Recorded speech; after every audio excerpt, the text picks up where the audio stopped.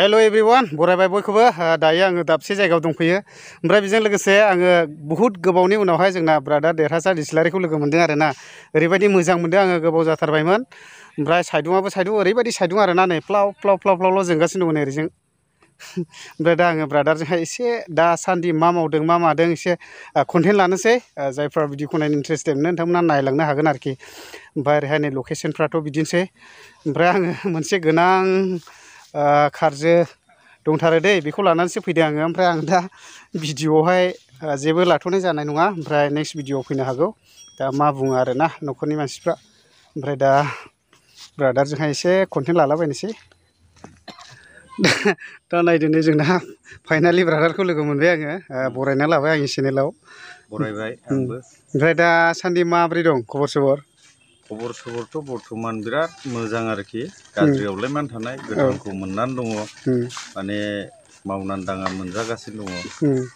बिनिफ्रायथ' आरो साबसिन जेबो गैखाया दुखु सुखुआलाय मानसि हिसाबै बयहाबो थाखायो नंगौना नङा दा बिदिनो थांनानै दं आरोखि ओमफ्राय ब्रादारखौ नुदों आं गोबांथार अनलाइनजों बै माबाखौहाय हाग्रा फोजोबस्रांग्रा हाथियारखौ बानायगासिनो दं जायनि फलावनो सिखा खंखाय देन्जार गिनाङो दा जेनेबा ब्रादारा बेखौ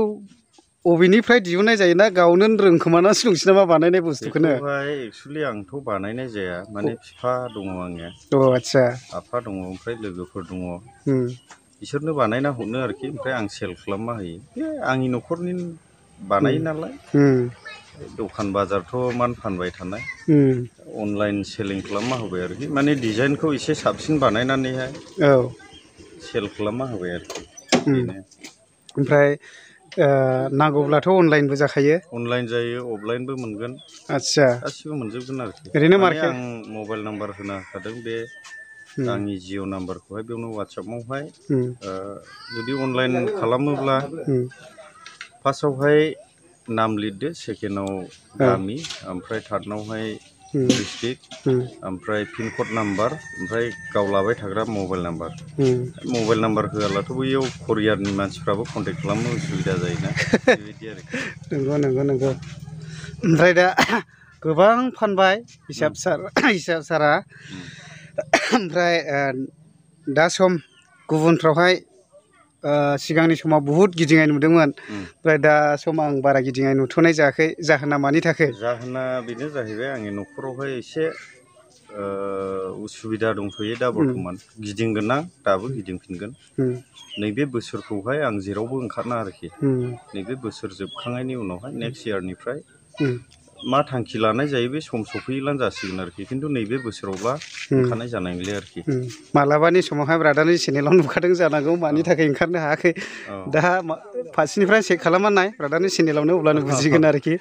ओमफ्राय निस्सय ओंखारफिनगोन बेबो दासिमावबो समाजनि थाखाय मोजां भिडिअ बानायगासिनो दङ सापर्ट खालामलां ब्रादारनि चेनेलखौबो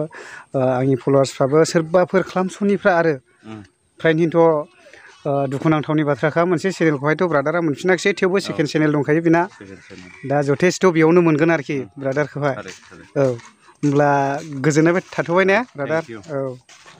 आइ नदि दैयावहाय नै